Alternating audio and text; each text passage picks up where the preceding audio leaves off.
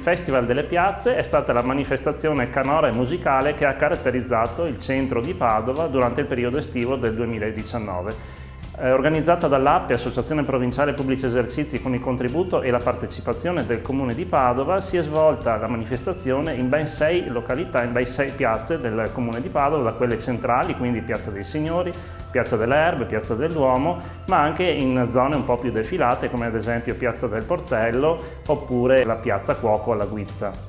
Sono state serate caratterizzate appunto da esibizioni canore musicali di genere diverso, dal pop al gospel, alla musica d'autore, alla musica classica e lirica, e hanno attratto centinaia e centinaia di persone che appunto hanno potuto godere di queste esibizioni.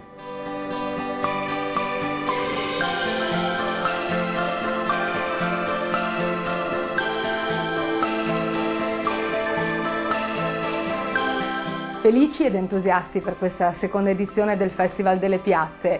I feedback sono stati sicuramente molto positivi sia da parte degli esercenti che del nostro pubblico.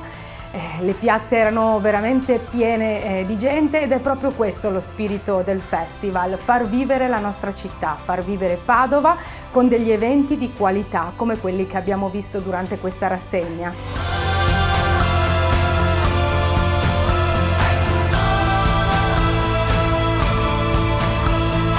Durante la manifestazione sono stati consegnati anche i premi APPE e Comune di Padova alla carriera di 2 importanti personalità che hanno contraddistinto Padova in Italia e nel mondo: il direttore del Conservatorio di Musica Pollini di Padova, maestro Leopoldo Armellini, e l'attrice, showgirl e cantante Lorenza Mario. Pensiamo che sia importante per quest'estate padovana che abbiamo davanti che ci sia un vero protagonismo dei pubblici esercizi, un protagonismo che ci porta a creare un bel connubio in questa cornice che è meravigliosa tra esercizi commerciali e cultura. Volevo anche ringraziare tutti i pubblici esercizi di questa piazza, perché anche grazie a loro se siamo qui.